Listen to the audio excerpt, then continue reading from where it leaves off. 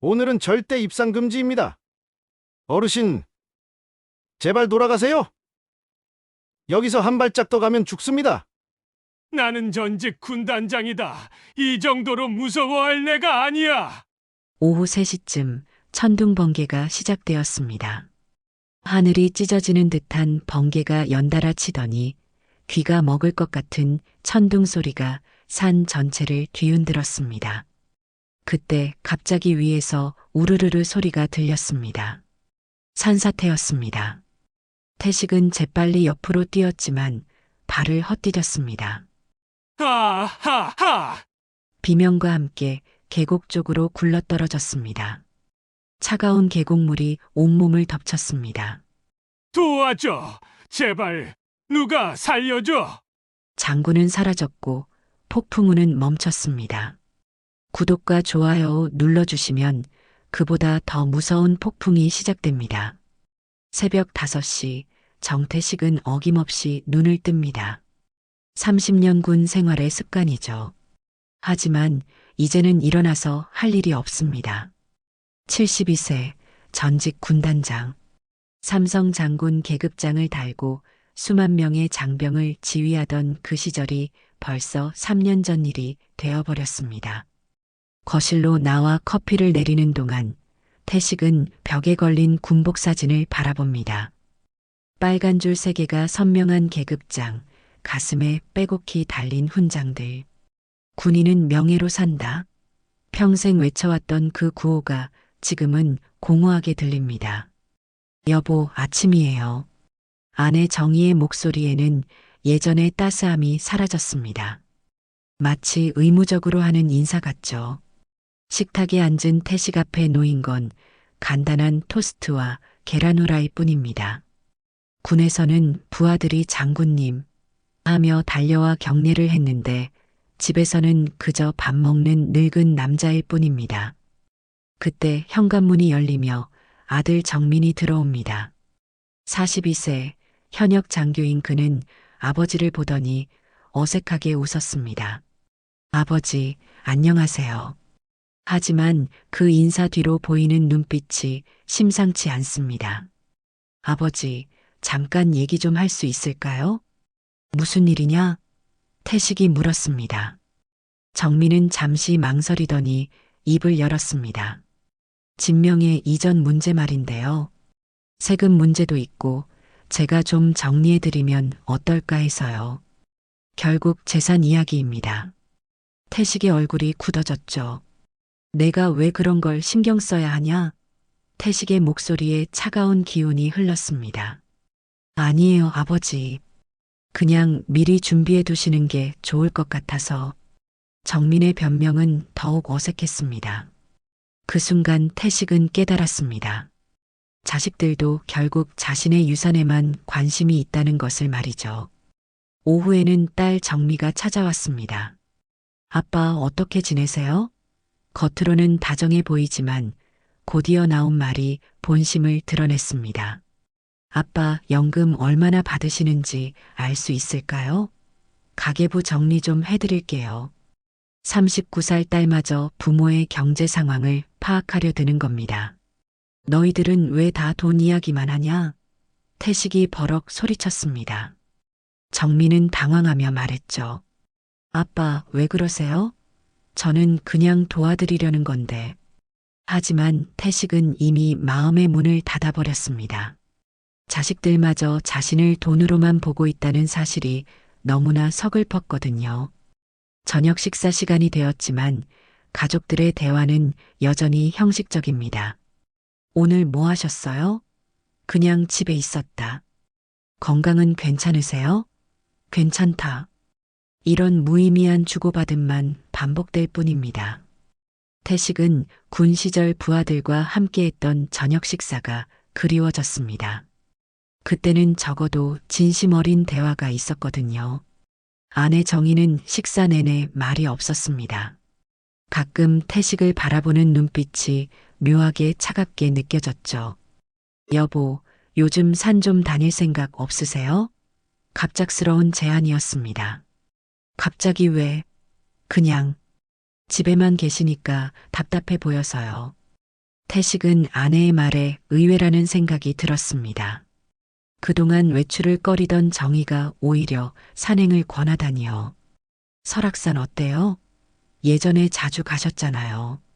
정희의 목소리에는 묘한 뉘앙스가 섞여 있었습니다. 밤이 깊어가며 태식은 혼자 서재에 앉아 생각에 잠겼습니다. 벽에 걸린 각종 표창장과 감사패들이 눈에 들어옵니다. 모범군 인상, 국가유공자 표창, 충성봉사상. 하지만 이 모든 것들이 지금은 단순한 과거의 유물처럼 느껴질 뿐입니다. 군단장도 결국 쓸모없는 늙은이일 뿐인가? 태식은 속으로 자책했습니다. 평생 나라를 위해 헌신했다고 생각했는데 정작 가족들에게는 그저 부담스러운 존재가 되어버린 것 같았거든요. 명예라는 것이 퇴역과 함께 사라져버린 건 아닐까요? 그때 문득 설악산의 모습이 떠올랐습니다. 험준한 바위산과 시원한 계곡물, 그리고 그 속에서 느꼈던 자유로움. 적어도 산에서는 아무도 자신을 쓸모없는 늙은이로 취급하지 않을 겁니다. 산은 계급장을 보지 않으니까요. 내일은 설악산에 가봐야겠다.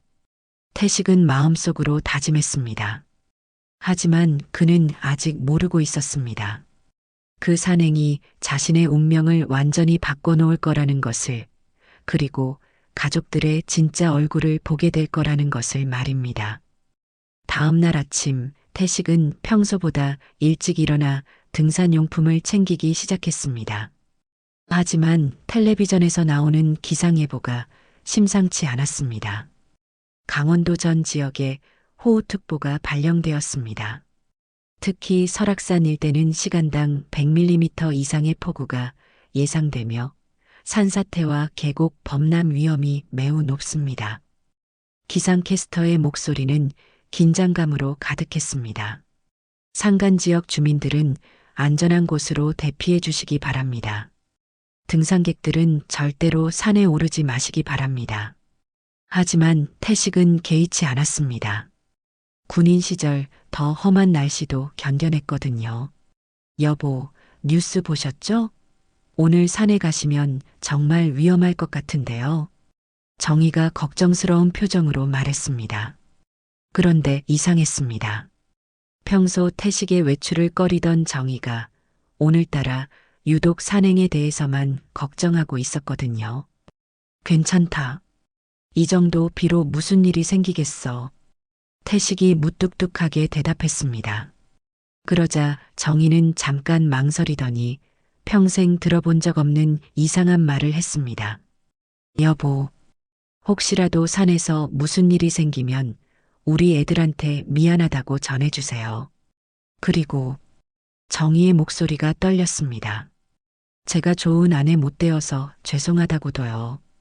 태식은 깜짝 놀랐습니다. 갑자기 무슨 소리야? 마치 영영 못 볼 것처럼 그런 말을 왜 해? 정희의 눈빛이 묘하게 흔들렸습니다. 아니에요, 그냥. 요즘 뉴스 보니까 산에서 실종되는 사람들이 많더라고요. 하지만 그 대답은 어딘가 어색했습니다. 아침 10시쯤 아들 정민에게서 전화가 왔습니다. 아버지, 오늘 정말 날씨가 끔찍하다던데요. 산행 연기하시는 게 어떨까요? 군단장 출신이 비 무서워서 집에 박혀 있겠냐? 태식의 대답은 단호했습니다. 그런데 정민의 다음 말이 기가 막혔습니다. 아버지, 혹시 통장 비밀번호나 중요한 서류 보관 장소 같은 거 어머니께 알려드렸나요? 뭐라고? 태식이 버럭 소리쳤습니다. 산 한 번 간다는데 왜 자꾸 죽을 사람 취급을 하느냐? 아니에요, 그냥 만약을 대비해서요. 정민의 목소리에는 묘한 조급함이 섞여 있었습니다. 태식은 기분이 이상해졌습니다. 가족들이 마치 자신이 돌아오지 않기를 바라는 것 같았거든요. 정오가 되어 태식이 집을 나서려는데 정희가 뒤에서 말했습니다. 여보, 정말 조심하세요. 그리고 사랑했어요. 마지막 말은 거의 속삭이듯 했습니다. 태식은 뒤돌아봤지만 정희는 이미 집 안으로 들어가 버렸습니다. 설악산으로 가는 길에서 태식은 계속 이상한 기분이 들었습니다. 가족들의 반응이 너무 과했거든요. 단순한 산행인데 마치 생이별을 하는 것처럼 굴었습니다. 뭔가 이상하다. 태식은 속으로 중얼거렸습니다. 설악산 입구에 도착하니 관리사무소는 난리가 나 있었습니다. 직원들이 확성기를 들고 소리치고 있었죠. 오늘은 절대로 입산 금지입니다. 생명이 위험합니다. 하지만 태식은 들은 척도 하지 않았습니다. 어르신, 정말 안 됩니다. 지금 산 전체가 물바다예요. 젊은 직원이 필사적으로 말렸습니다. 하지만 태식은 고집을 부렸습니다. 나는 전직 군단장이다. 이 정도로 무서워할 내가 아니야. 결국 직원들은 포기했습니다.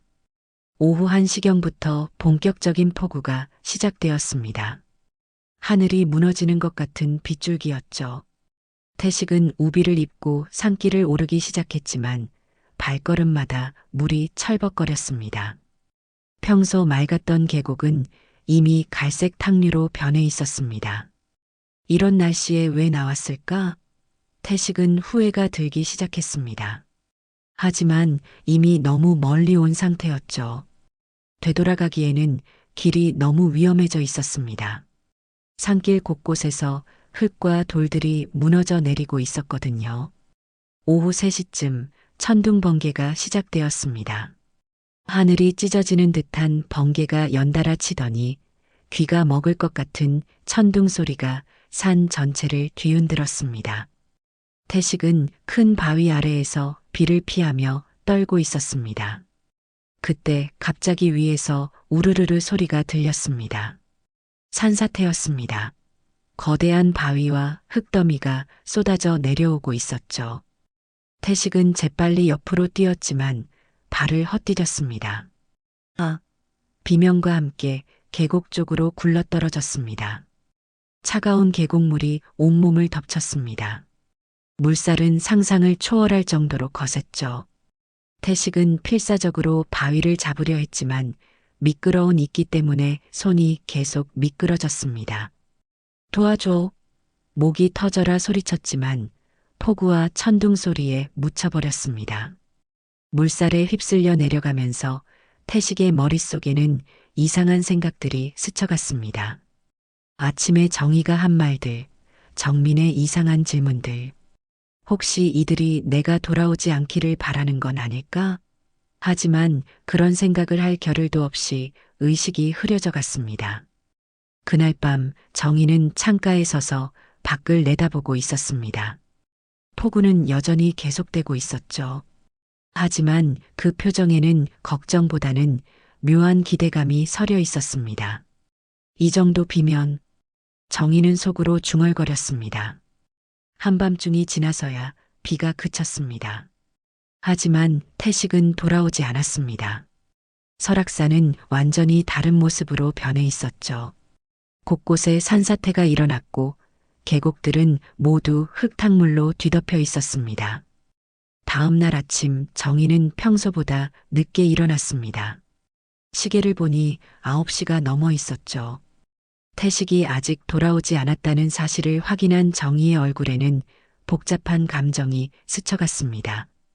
걱정보다는 오히려 안도감 같은 것이었죠. 10시가 되어서야 정희는 경찰서에 전화를 걸었습니다. 남편이 어제부터 설악산에 갔는데 아직 안 돌아왔어요. 목소리는 침착했지만 어딘가 연기 같은 느낌이 들었습니다. 경찰관은 실종 신고를 받고 즉시 수색에 나서겠다고 했죠. 소식을 들은 아들 정민이 급히 집으로 달려왔습니다. 어머니, 아버지가 정말 실종되신 거예요? 정희는 고개를 끄덕이며 눈물을 보였습니다. 어제 그렇게 말렸는데도 꼭 가시겠다고 하시더라고. 하지만 정민은 어머니의 눈물이 어딘가 어색하다고 느꼈습니다. 정오쯤 딸 정미도 도착했습니다. 엄마, 아빠가 정말로? 응, 어제 밤부터 연락이 안 돼. 정희의 목소리는 떨리고 있었지만 눈빛은 묘하게 차분했습니다. 정민은 어머니를 안아주며 말했죠. 걱정하지 마세요. 아버지는 군인 출신이시잖아요. 괜찮으실 거예요. 오후가 되자 경찰과 소방서, 그리고 군부대까지 수색에 나섰습니다. 전직 군단장이 실종되었다는 소식은 순식간에 지역 뉴스로 퍼져나갔죠. 삼성 장군 출신 정태식 씨, 설악산에서 실종이라는 자막이 화면에 떠올랐습니다. 헬기까지 동원된 대규모 수색 작업이 시작되었습니다. 하지만 어디서도 태식의 흔적을 찾을 수 없었습니다. 폭우로 인해 산길이 완전히 바뀌어 있었고 계곡들은 모두 흙탕물로 뒤덮여 있었거든요. 수색대원들도 고개를 저었습니다.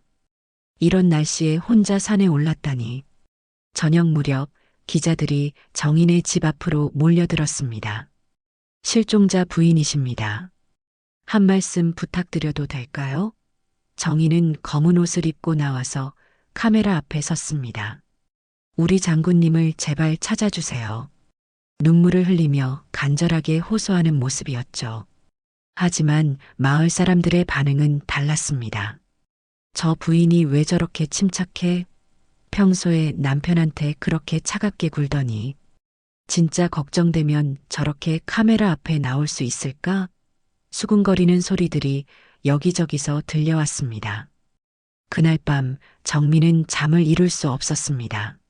뭔가 이상하다는 생각이 계속 들었거든요. 어머니가 왜 하필 어제 그런 말을 하셨을까? 혹시 무슨 일 생기면 애들한테 미안하다고. 불안한 마음에 잠을 뒤척였습니다. 이틀째 되는 날 수색 범위가 더욱 넓어졌습니다. 군에서도 특수부대를 파견해 수색에 동참했죠. 전직 군단장이 흔적도 없이 사라질 리 없다며 모든 가능성을 열어두고 수색했습니다. 하지만 여전히 아무것도 찾을 수 없었습니다. 그런데 셋째 날 아침 충격적인 소문이 마을에 퍼지기 시작했습니다. 정희 씨가 며칠 전에 거액의 생명보험을 들었다더라. 진짜야? 얼마나? 3억 원이래. 하필이면 남편이 실종된 바로 그날 말이야. 소문의 진원지를 찾아보니 보험회사 직원의 부주의한 말이었습니다. 이상하잖아요. 보통 보험을 들고 한 달은 지나야 효력이 생기는데 하필이면 당일에 사고가. 이 말이 퍼지면서 마을은 술렁이기 시작했습니다. 정민은 이 소문을 듣고 경악했습니다. 어머니, 이게 사실이에요? 집에 돌아와 따져 물었죠. 정희는 당황하며 대답했습니다. 우연이야. 요즘 나이도 있고 해서 미리 준비한 거야. 하지만 목소리가 떨리고 있었습니다. 하필이면 왜 아버지가 실종된 그날이에요? 정민의 추궁이 계속되었습니다. 그건 정말 우연이라니까. 정희가 소리쳤지만 눈빛이 흔들렸습니다. 그 모습을 본 정민은 등골이 서늘해졌죠. 그때 정미가 집에 들어왔습니다. 오빠 엄마를 왜 그렇게 몰아세워? 정미야, 너는 이 사실을 알고 있었어? 무슨 사실을? 어머니가 아버지 실종 당일에 보험을 들었다는 사실 말이야. 정미의 얼굴이 순간 굳어졌습니다. 그게 뭐가 문제야? 정미가 어머니 편을 들었습니다. 엄마도 미래를 대비한 거잖아. 넌 아버지의 아들이 맞아? 형제간의 날선말이 오갔습니다. 정민은 믿을 수 없다는 표정으로 동생을 바라봤죠. 마을 사람들의 수군거림은 점점 더 커져갔습니다. 보험금이 3억이래. 하필이면 왜 그날? 뭔가 냄새가 나지 않아? 정희가 장을 보러 나가면 사람들이 수군거리며 피했습니다. 시선들이 모두 차가웠죠. 수색 나흘째 경찰은 수사 방향을 바꿨습니다. 단순한 실종 사건이 아닐 가능성을 염두에 두기 시작한 것입니다. 보험 문제도 있고 좀 더 자세히 조사해 봐야겠습니다. 경찰관의 말에 정희의 얼굴이 창백해졌습니다. 그날 저녁 정희는 혼자 거실에 앉아 생각에 잠겼습니다. 이렇게 될 줄은 몰랐어. 속으로 중얼거리며 불안해했습니다. 창밖으로는 여전히 수색 헬기의 소리가 들려왔고 집 앞에는 기자들이 진을 치고 있었죠. 마을은 이제 완전히 갈라져 있었습니다. 정의를 동정하는 사람들과 의심하는 사람들로 나뉘어져 있었거든요. 그리고 그 의혹의 중심에는 바로 그 보험금이 있었습니다. 수색 닷새째 정민은 더 이상 참을 수 없었습니다. 보험회사에 직접 찾아가 진실을 확인해야 했거든요. 정태식 씨 명의로 가입된 보험을 확인해 주세요. 담당 직원이 서류를 뒤적이더니 충격적인 사실을 알려줬습니다. 6월 15일 가입하셨네요. 보험금 3억 원, 수익자는 부인 정희 씨입니다. 특이한 건 즉시 효력 발생 특약이 붙어 있다는 점이에요. 정민은 온몸이 얼어붙었습니다. 실종 당일 가입에 즉시 효력이라니. 이건 우연이 아니었습니다. 집으로 돌아온 정민의 얼굴은 창백했습니다. 거실에서 뉴스를 보던 정희가 아들을 바라봤죠. 어머니, 보험 이야기 좀 해봅시다. 정민의 목소리는 차가웠습니다. 3억 원짜리 생명보험 말입니다. 무슨 말이야? 정희의 손이 미세하게 떨렸습니다. 아버지가 실종된 바로 그날, 즉시 효력 발생하는 3억 원짜리 보험을 들으셨다면서요? 정민의 눈빛이 날카로워졌습니다. 이게 우연이라고 생각하세요? 정희는 당황하며 변명했습니다. 보험 설계사가 며칠 전부터 권해서. 며칠 전부터요? 그럼 왜 하필 그날? 정민의 추궁이 이어졌습니다. 아버지가 위험한 산행을 떠나는 바로 그날 말이에요.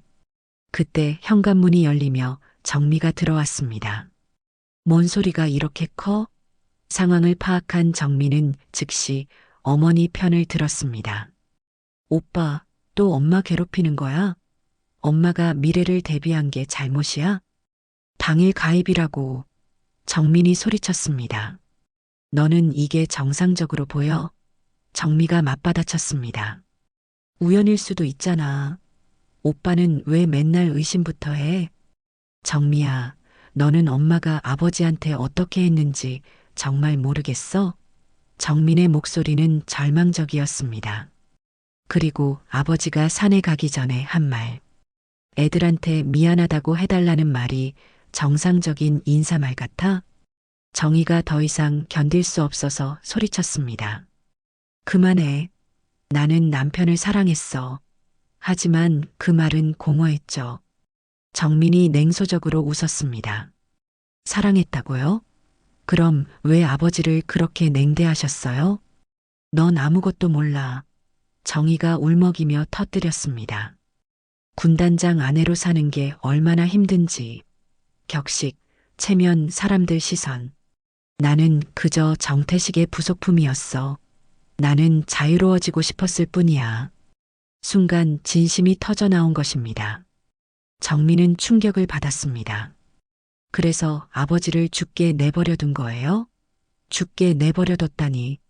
정희가 비명을 질렀습니다. 나는 더 이상 군단장 미망인으로 살고 싶지 않았어. 엄마 맞으시잖아요. 정미가 어머니를 감쌌습니다. 엄마도 힘드셨던 거예요. 아버지는 집에서 할 일도 없으시고 맨날 군대식으로만. 정미의 말에는 오랜 원망이 섞여 있었습니다. 너까지? 정미는 동생을 믿을 수 없다는 표정으로 바라봤습니다. 아버지는 나라를 위해 평생을 바치신 분이야. 그건 그거고 이건 이거야. 정미가 반박했습니다. 아버지 공로와 우리 고통은 별개잖아. 너 지금 뭔 소리야? 정민이 분노했습니다. 아버지가 우리한테 뭘 잘못했다고? 오빠는 정말 모르겠어? 정미도 목소리를 높였습니다. 아버지가 집에 계실 때 우리가 얼마나 숨막혔는지 다 군대식으로 통제하려고 하시고 그때 현관벨이 울렸습니다. 경찰이었습니다. 부인, 보험 가입건과 관련해서 몇 가지 더 여쭤볼 게 있습니다. 경찰관의 표정은 진지했습니다. 정희의 얼굴이 창백해졌죠. 혹시 남편분과 갈등이 있으셨나요? 정희는 고개를 저었습니다. 아니요, 평소와 다름없었어요. 하지만 정민이 끼어들었습니다. 경찰관님, 제가 할 말이 있습니다. 오빠, 정미가 막으려 했지만 늦었습니다. 저희 어머니가 아버지 실종 당일에 거액의 생명보험을 들었습니다. 즉시 효력 발생하는 특약까지 붙여서 말입니다. 경찰관의 눈빛이 날카로워졌습니다. 오빠, 너 지금 뭐 하는 거야? 정미가 분노했습니다. 엄마를 경찰한테 고발하는 거야? 나는 진실을 말하는 거야.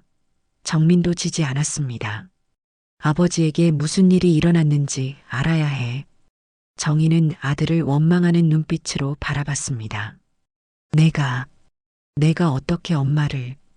목소리가 떨렸죠. 정민은 오빠를 증오하는 표정이었습니다. 오빠, 난 오빠가 정말 싫어. 가족을 배신하는 거야. 경찰관은 긴장된 분위기를 느끼며 메모했습니다. 좀 더 자세한 조사가 필요할 것 같습니다. 내일 서해 한번 나와주시겠습니까? 정희의 다리가 풀렸습니다. 사태가 걷잡을 수 없이 커지고 있었거든요. 경찰서요? 정희의 목소리는 떨렸습니다. 저는 아무 잘못도... 엄마는 가시면 안 돼. 정미가 소리쳤습니다. 오빠 때문에 이렇게 됐잖아. 남매가 서로를 노려보며 대립했습니다. 그날 밤 집안은 완전히 갈라졌습니다. 정민은 아버지 서재에 혼자 앉아 생각에 잠겼습니다. 내가 한 일이 맞을까? 하지만 아버지를 위해서라도 진실을 밝혀야 한다고 다짐했죠. 정민은 어머니와 함께 있으면서 속삭였습니다. 엄마, 걱정하지 마세요. 제가 지켜드릴게요. 하지만 정희의 얼굴에는 절망만이 가득했습니다. 모든 것이 무너지고 있었거든요. 다음 날 아침 정희는 경찰서에 출석해야 했습니다. 하지만 그보다 더 큰 충격이 기다리고 있었죠. 마을 사람들 사이에서 또 다른 소문이 퍼지기 시작한 것입니다. 정희 씨가 다른 남자와 만나고 있었다더라. 소문의 발원지는 마을 슈퍼마켓 사장 부인이었습니다. 내가 직접 봤어. 정희 씨가 건설회사 사장이랑 카페에서. 김정수 사장 말이야? 설악산 개발하려는? 맞아, 그 사람. 둘이 아주 친밀하게 대화하더라고. 이 소문이 정민의 귀에 들어온 것은 오전 10시쯤이었습니다. 직장에 있던 정민에게 전화가 걸려왔죠. 정민 씨, 어머니에 대한 이야기가 있는데. 동네 아는 형이었습니다. 어머니가 김정수 건설 사장과 그런 사이라는 소문이 돌아요. 뭐라고요? 정민은 믿을 수 없었습니다. 어머니가 다른 남자와 며칠 전부터 자주 만났다는 목격담이 여러 개예요. 카페에서, 공원에서, 심지어 모텔 근처에서도 봤다는 사람이 있어요. 정민은 급히 집으로 향했습니다. 마음속으로는 소문일 뿐이라고 생각하고 싶었지만 보험건과 연결되면서 의혹은 더욱 커져갔습니다.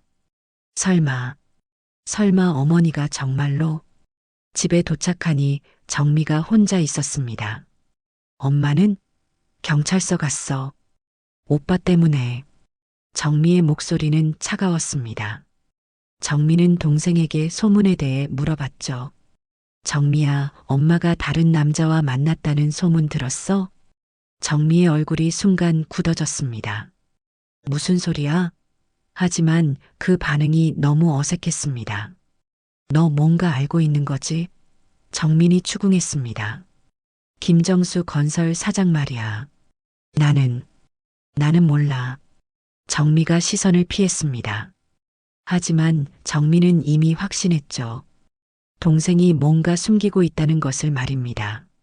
정미야, 진실을 말해. 엄마가 정말 그 남자와? 그래. 정미가 결국 터뜨렸습니다. 엄마는 몇 달 전부터 김 사장님과 만나고 있었어. 그런데 그게 뭐 어때? 엄마도 행복할 권리가 있잖아. 충격적인 고백이었습니다. 정민은 머리가 하얘졌습니다. 몇 달 전부터 엄마가 얼마나 외로우셨는데 아버지는 맨날 집에만 계시고 우리한테만 명령하고. 정미의 변명이 이어졌습니다. 김 사장님은 엄마를 진짜 여자로 대해주셨어. 그럼 너는 알고 있었던 거야? 정민이 분노했습니다. 아버지가 실종되기 전부터? 알았어. 그래서 뭐? 정미의 대답은 뻔뻔했습니다. 아버지도 이제 알 때가 됐다고 생각했어. 그때 정민의 머릿속에 퍼즐이 맞춰지기 시작했습니다. 보험 가입, 아버지의 산행, 그리고 어머니의 불륜. 이 모든 것이 우연의 일치일까요?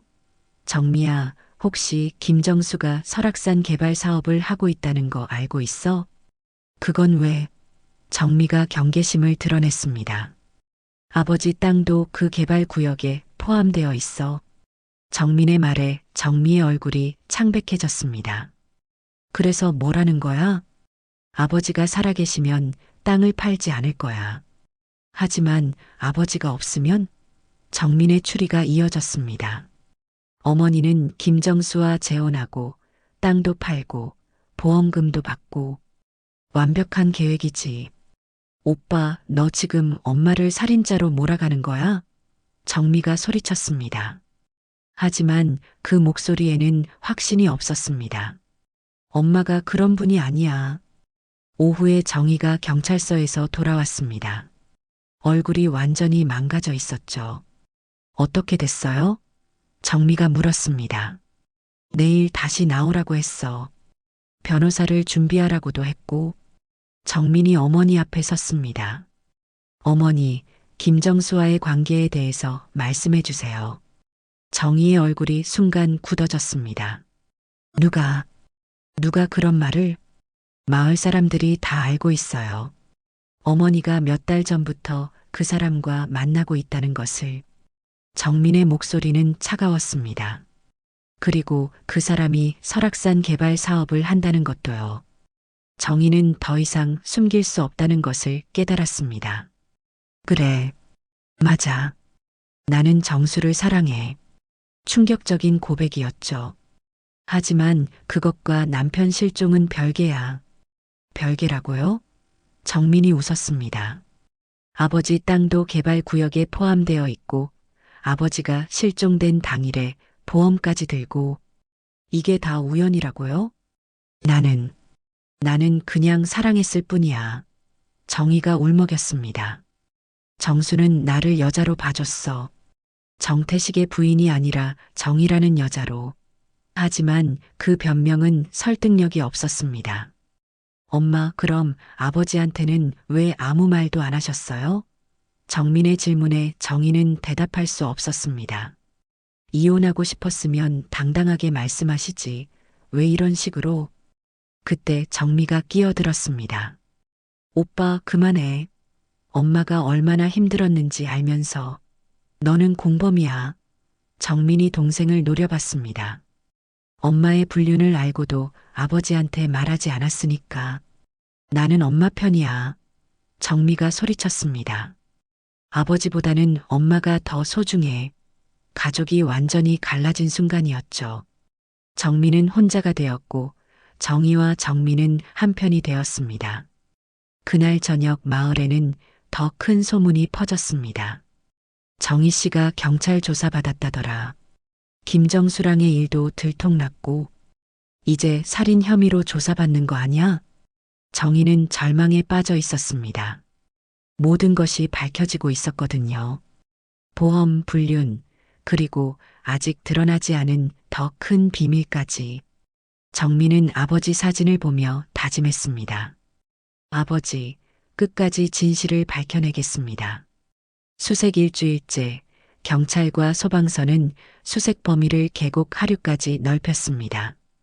폭우로 인해 물살이 거세졌던 만큼 태식이 하류로 휩쓸려 갔을 가능성이 높았거든요. 그리고 마침내 그들이 찾고 있던 단서가 발견되었습니다. 여기 뭔가 있습니다. 수색대원 중 한 명이 계곡 바위 틈에서 뭔가를 발견했습니다. 물에 불어서 형태가 일그러진 군화 한 짝이었죠. 이거 실종자 것 같은데요? 군화에는 J, T, S라는 이니셜이 새겨져 있었습니다. 정태식의 이니셜이었죠. 소식을 들은 정희와 정민, 정미가 현장으로 달려왔습니다. 정희는 군화를 보자마자 울음을 터뜨렸습니다. 이거 우리 남편 것 맞아요. 하지만 그 눈물이 진짜 슬픔인지 아니면 다른 감정인지는 알 수 없었죠. 정민은 군화를 자세히 살펴봤습니다. 아버지가 평생 신고 다니던 그 군화였습니다. 아버지. 정민의 눈에도 눈물이 맺혔죠. 정민은 어머니를 부축하며 울고 있었습니다. 하지만 마음 한구석에서는 안도감을 느끼고 있었을지도 모릅니다. 그런데 더 중요한 발견이 있었습니다. 군화에서 몇 미터 떨어진 곳에서 찢어진 수첩이 발견된 것입니다. 물에 젖어서 대부분의 글씨가 번졌지만 몇 줄은 읽을 수 있었습니다. 수첩 마지막 장에 적힌 태식의 마지막 기록이었죠. 경찰관이 조심스럽게 수첩을 펼쳤습니다. 6월 15일. 비는 멈추지 않는다. 하지만 더 무서운 건 글씨가 번져서 중간 부분은 읽기 어려웠습니다. 그런데 마지막 부분이 충격적이었죠.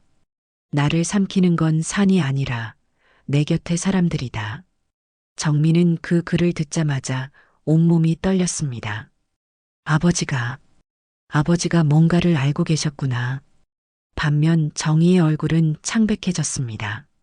남편이 자신들의 계획을 알고 있었다는 뜻일 수도 있었거든요. 또 다른 글도 있습니다. 경찰관이 계속 읽어내려갔습니다. 가족의 냉대와 욕망이 폭풍우보다 더 두렵다. 내가 사라지면 모든 것이 해결될 것이라고 생각하는 사람들. 뒤는 물에 번져서 읽을 수 없었습니다. 정민은 그 말을 듣고 충격을 받았습니다. 아버지가 우리가 그런 마음을 갖고 있다는 걸 알고 계셨어? 가슴 한구석이 아팠습니다. 아무리 아버지가 답답하셨지만 이렇게까지 생각하고 계셨다니 말이죠. 하지만 정민에게는 다른 의미로 다가왔습니다. 아버지가 스스로 위험을 무릅쓰고 산에 오른 이유가 있었구나. 어쩌면 가족들의 배신을 알고도 그냥 사라져 주려고 했던 건 아닐까요? 그런 생각이 들어서 더욱 마음이 아팠습니다. 수첩에는 또 다른 기록도 있었습니다. 정희가 오늘 아침 이상한 말을 했다. 미안하다고 사랑했다고. 마치 마지막 인사 같았다. 정희는 이 부분을 듣고 더욱 당황했습니다. 자신의 말 한마디 한마디까지 남편이 기록해 두었던 것입니다. 그리고 정민이 통장 비밀번호를 물어봤다. 정민은 요즘 나를 피한다. 태식의 마지막 기록들은 가족들의 변화를 세밀하게 관찰한 내용들이었습니다.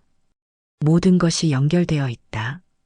보험, 냉대, 그리고 마지막 문장은 충격적이었습니다. 만약 내가 돌아오지 못한다면 이 모든 것이 우연이 아님을 누군가는 알아줬으면 한다. 정민은 이 말을 듣고 확신했습니다. 아버지의 실종이 단순한 사고가 아니라는 것을 말이죠. 정희는 더 이상 견딜 수 없었습니다. 경찰관님, 저희 집에 가서 쉬어도 될까요? 너무 충격이 커서. 하지만 경찰관은 고개를 저었습니다. 죄송하지만 수첩 내용이 심상치 않습니다. 좀 더 자세한 조사가 필요할 것 같습니다. 무슨 말씀이세요? 정희가 떨리는 목소리로 물었습니다.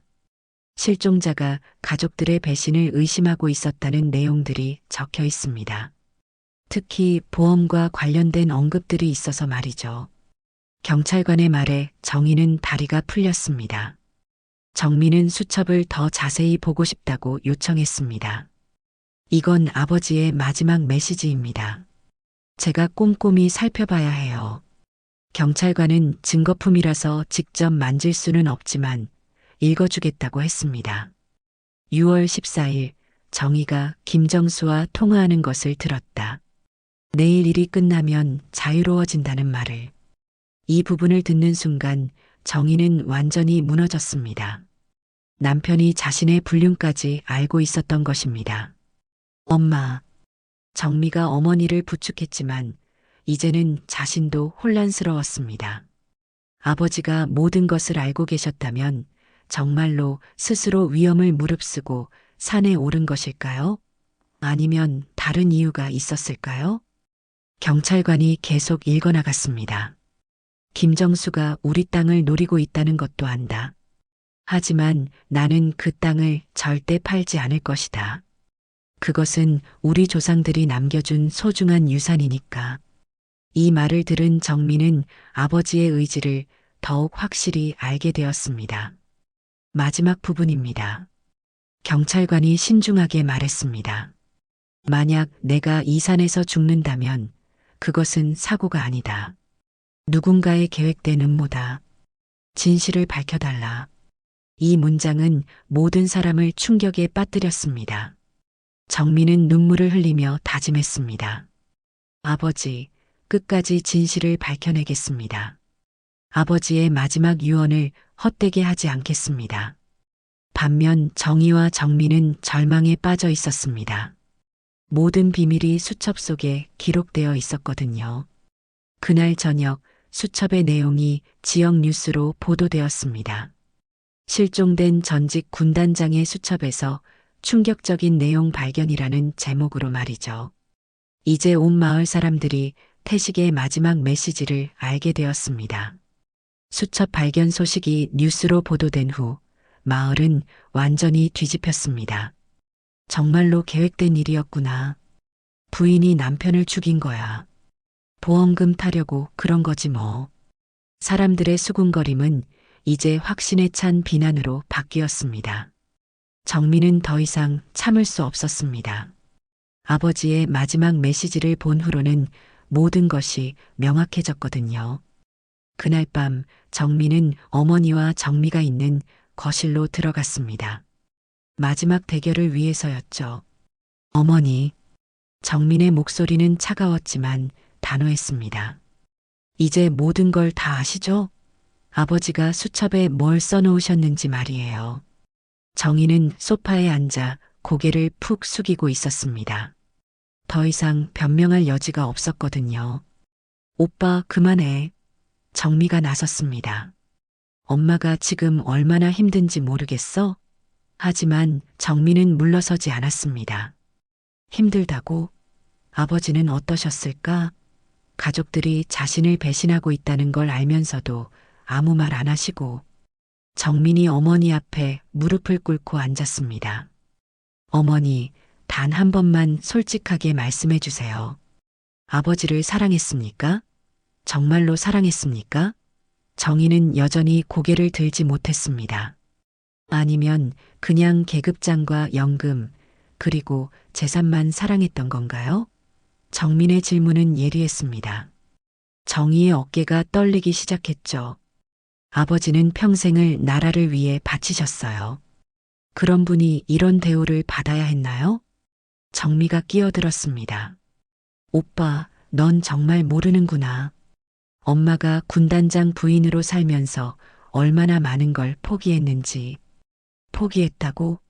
정민이 동생을 노려봤습니다. 아버지도 많은 걸 포기하셨어. 개인적인 꿈도, 자유도 모든 걸 말이야. 그때 정희가 천천히 고개를 들었습니다. 눈가는 빨갛게 부어 있었지만 그 안에는 복잡한 감정들이 소용돌이치고 있었습니다. 사랑했어. 작은 목소리였지만 분명했습니다. 처음엔 사랑했어. 처음에만요? 정민이 추궁했습니다. 그럼 언제부터 사랑하지 않게 되신 거예요? 정희는 잠시 침묵했다가 입을 열었습니다. 군단장이 된 후부터, 아니, 어쩌면 그 전부터였을지도 몰라. 왜요? 정민의 목소리에는 절망이 섞여 있었습니다. 아버지가 뭘 잘못하셨길래? 잘못한 게 없어. 정희가 울음을 터뜨렸습니다. 그게 더 괴로웠어. 완벽한 남편, 완벽한 아버지, 완벽한 군인. 나는 그 완벽함에 숨막혔어. 엄마. 정미도 울먹이기 시작했습니다. 어머니의 진심을 처음 듣는 순간이었거든요. 나는 그냥 평범한 여자였어. 화내고 실수하고 게으를 수도 있는. 하지만 군단장 부인은 그럴 수 없었어. 정민은 어머니의 말을 이해하려고 노력했습니다. 하지만 여전히 받아들일 수 없었죠. 그렇다고 해서 아버지를 배신할 수는 없는 거잖아요. 김정수와 바람을 피우고 보험을 들고 나는 김정수를 사랑해. 정희가 소리쳤습니다.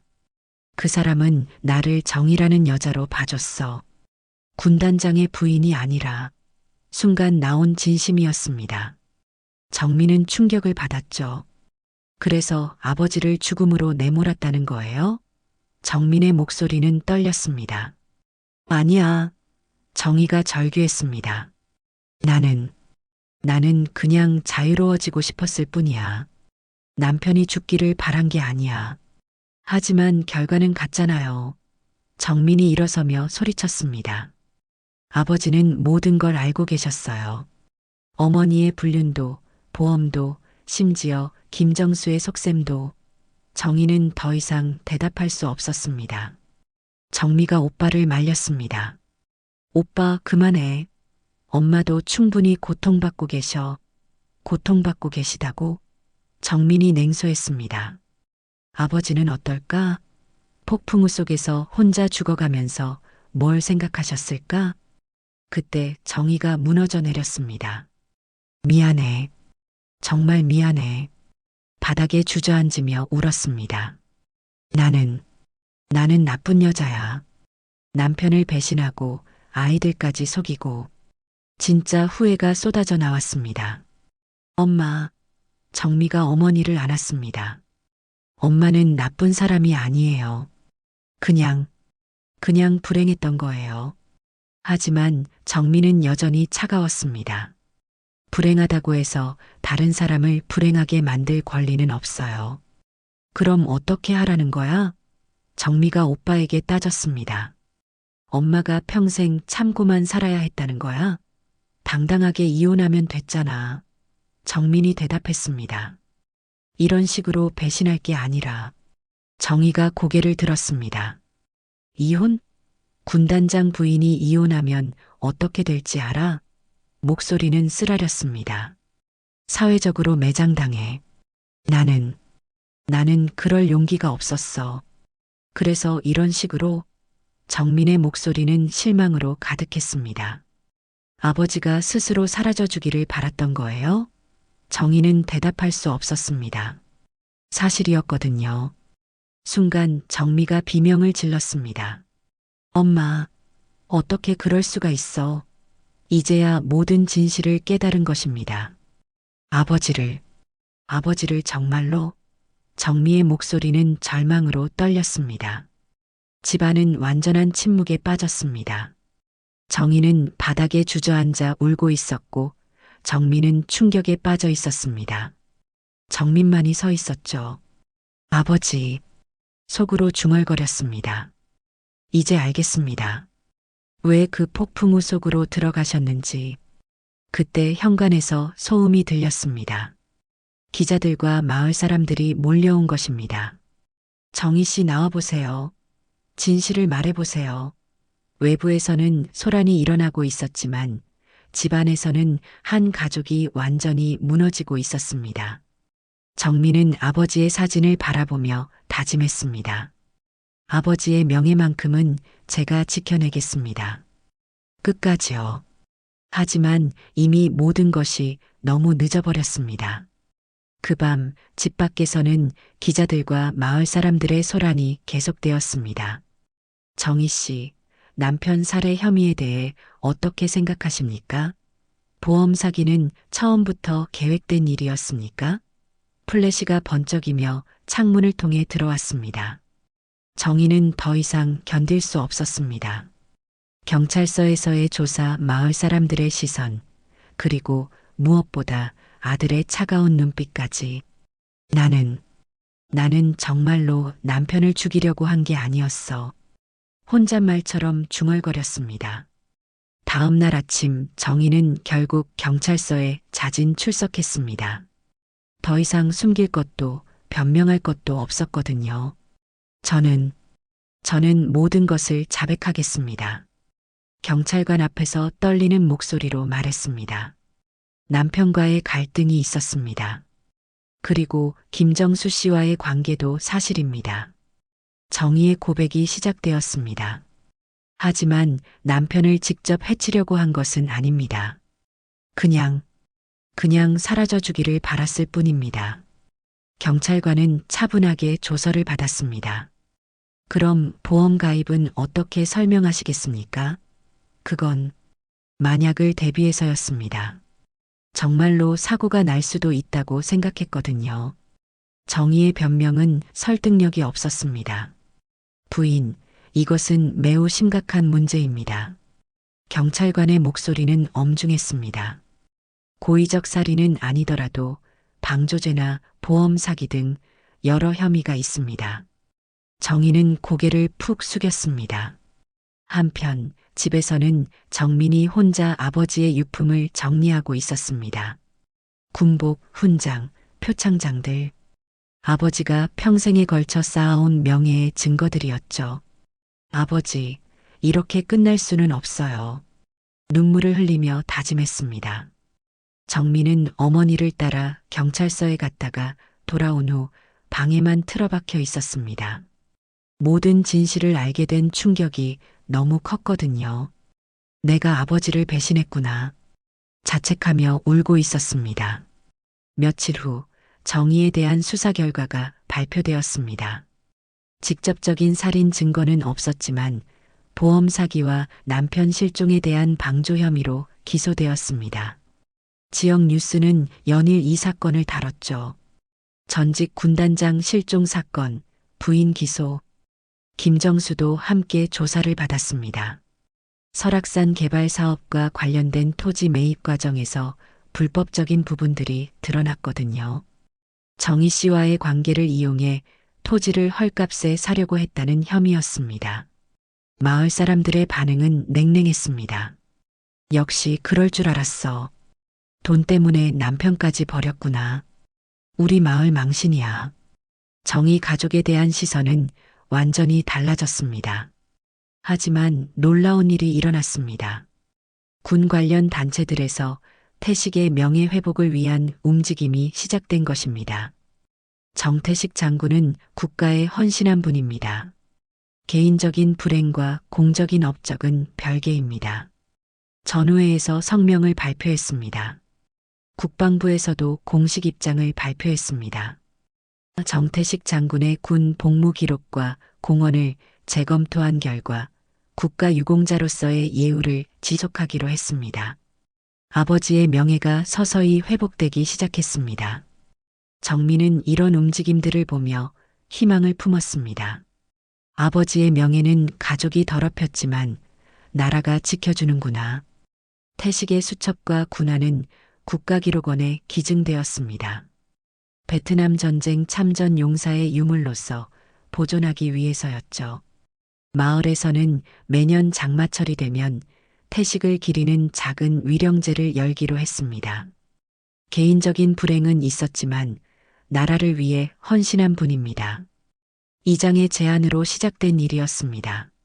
정희는 결국 실형을 선고받았습니다. 2년 6개월, 집행유예 4년이었죠. 직접적인 살인은 아니었지만 보험 사기와 방조 혐의가 인정되었습니다. 법정에서도 남편에 대한 사랑이 식었지만 죽음을 바란 것은 아니었다고 진술했습니다. 정민은 어머니의 판결 이후 집을 떠났습니다.